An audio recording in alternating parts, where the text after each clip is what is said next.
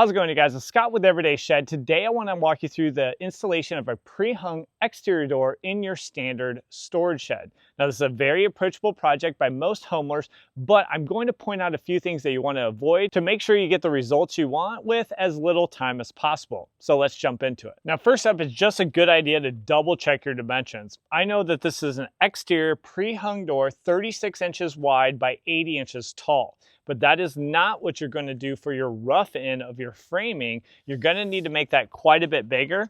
And although you can usually look up what you need to do online, it's good just to double check. I can see I need 37.5 inches of clearance, so I'm going to need to oversize my rough end framing to make sure I can shim and adjust the door side to side.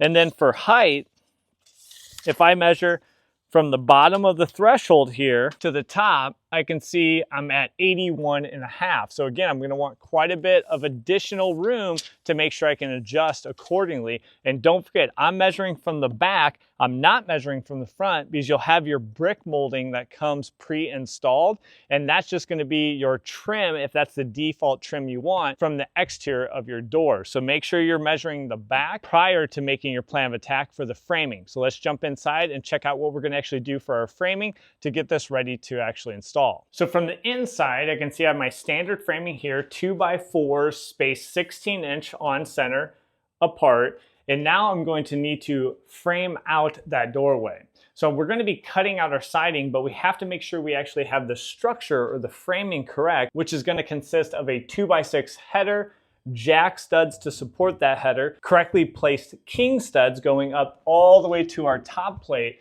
and then probably some cripple studs on the top of the header. If all that doesn't make any sense, just stick around. I'm going to start cutting some lumber and getting this framed in. And then you should get a better picture of what you need to do for your rough end framing to correctly size that so your door installation is much easier. Now for my instance, remember it's a 36-inch door, but when we measured to the outside of the jambs, it was 37.5. I'm going to add 1 inch or ½ inch to each side, and then also add 3 inches because we'll have the jack studs on each side. So that was 41.5 total inches. So I know these 2 studs in the middle, I'm going to have to cut loose. So I'm just using a Sawzall construction blade that can cut through wood or the nails. You're just looking to cut through the nails on the top and bottom, but then also I'll have my siding nails I have to cut off to free those up, and you can probably reuse those studs if you take your time and you don't damage them. Now once those are out, now we can go ahead and place the other king stud. This is going to be placed 41.5 inches. I'm checking for plumb there, and once everything looks good, you can use a framing nailer or a lot of DIYers like screws. So I've just used some 3.5 inch GRK general construction screws, which work great for this because they have the torque bit, so it's easy to get those to drive home.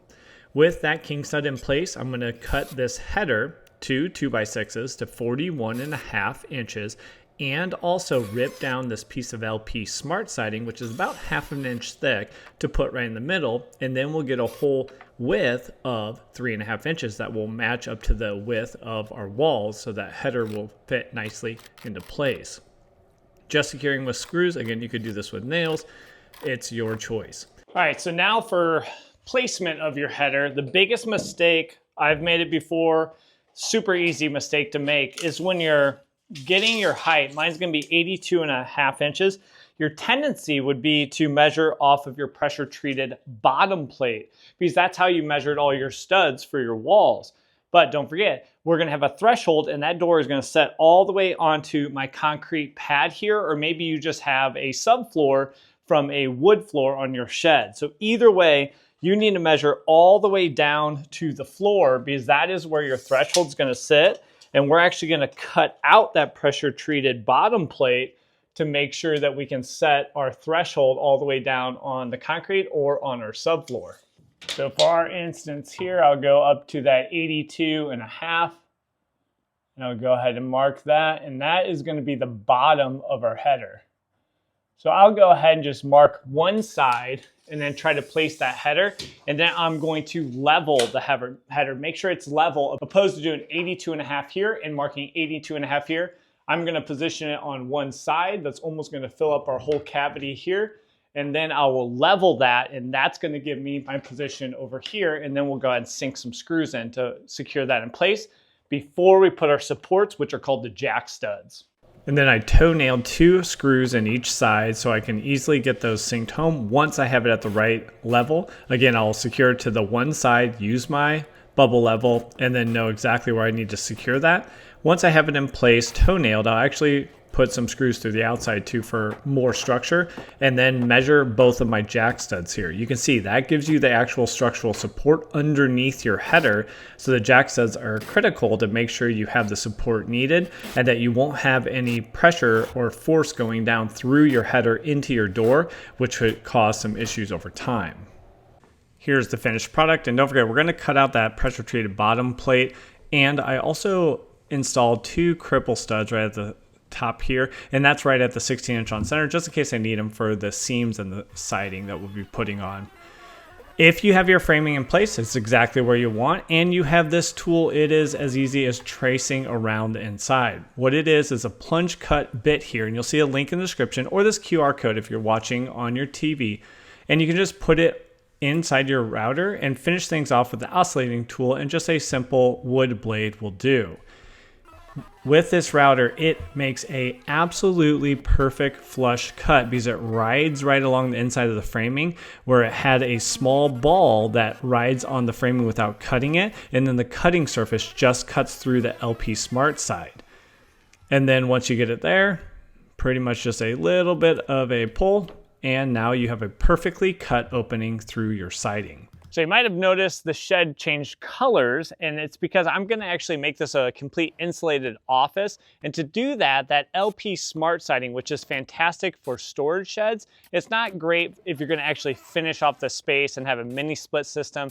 So this is a better sheathing and vapor barrier before I put on my siding. And that's why I went over the LP SmartSide with the zip wall to give me that nice envelope around the whole structure. Now, if you have any shed build needs, you can check out everydayshed.com. There's a link in the description, or you can scan this QR code if you're on your TV. We have free shed plans. We have premium shed plans, which will give you step-by-step everything you need for your own shed build. We have 3D models, and we're even starting to do products like a ramp kit we'll have coming out in the near future. Now, before you throw in your exterior door and start to shim it out and plumb it up, make sure you have a good plan of attack for under your threshold. This is the most common failure point for most door installs, and you'll start rotting out your subfloor and possibly even the framing underneath it. I've had several rental properties do this over the years. Now I'm on concrete here, so it's not as much of a concern, but I'm still gonna waterproof underneath that threshold before I set the door in place, and I need to even shim up a little bit to make sure my door threshold is perfectly level. So I'm going to start off by sealing up really my walls here. This zip wall stretch tape is good to go in the corners, and it can kind of contort and be stretched to make sure you have a good seal. I'm not really that worried about the concrete, but the zip and my LP Smart Siding and the rough-in framing are all exposed down in that corner, and that can rot away over time as you get water trapped in that space. Now, an option for you, if you have a wood floor, you might want to do one of these PVC adjustable pans. And what you'll do is just glue that 3 pieces together to fit your doorway. And then that'll be a nice watertight pan that will shed water to the outside and protect your subfloor. This is a one-man operation for me today, so I am going to take off my brick molding. You do not have to do this, but it makes it easier for adjustments and to see your gaps in the jamb between your roughed-in framing and the jamb, and then also pass your shims through from the inside to the outside. Now I'll use some PL Premium construction adhesive built up on this end where I have my shims that I set in the construction adhesive before setting the door. My preference is to set it from the outside and to get that threshold as close as I can. Be careful, there's no fasteners holding these in, it's just friction, and you'll start to place your shims, getting it roughly plumb and level, adjusting from the inside and the outside. I am tapping that door out because I want the jamb flush with my zip wall. And then when I'm comfortable, I'll take the 3 screws that come with the kit and I'll sink those in the 3 hinge open hole locations to start getting everything secure and making small adjustments to the other side, checking for plumb level, and then to start to sink some GRK screws, not over tightening at this point because we're still adjusting. And don't forget, your thresholds usually come with these caps you can take off, and then you can adjust the threshold up and down, which gives you a seal or maybe relieves any interference with the bottom bubble seal that's on the bottom of the door. And here's a close-up of sinking that GRK right at the latch through some shims to get it secure. So you'll check that gap all the way around. Should be pretty consistent. I have a little work to do on my latch side and then also a little work to do on the hinge side. But you can start to open and close your door to see if you have interference and then address those points each one by one to make sure it's as free swinging as possible. And then I didn't want any reveal here. I wanted the zip wall flush with the jamb, and it's looking pretty good. So that is all there is to it. Now you should have your exterior door fully installed. Just know I'm gonna obviously do a lot more exterior work with siding. I'll finish off my trim, and then I will fill in these gas pieces. This is gonna be an insulated space, but if you do expansion foam, do window and door, because that will not expand that much. You do not wanna put expansion foam here to insulate it, where it expands quite a bit, and then it actually bows out your jamb and causes you some problems with your door shutting and closing. Now, if you wanna see how I built this original shed, check out this video right here. It'll go through everything from retaining wall, concrete pad, and then a 12x16 modern shed build, which we're gonna actually expand on to make Solar Shed 2.0, kind of a cool little project, completely off-grid, solar-powered office, and that project's coming up on the channel soon. Now, if you wanna know more about shed school and how to take your DIY skills, your tools, your truck, and actually put that into work as a side hustle, you can check out this video right here. I'll walk through an actual example in Georgia where we built a shed for someone else, and we make about $1,000 a day doing simple, solid sheds and following the formula that we outline in Shed School. So thanks for joining me on this video, and we'll catch you on that next one. Take care.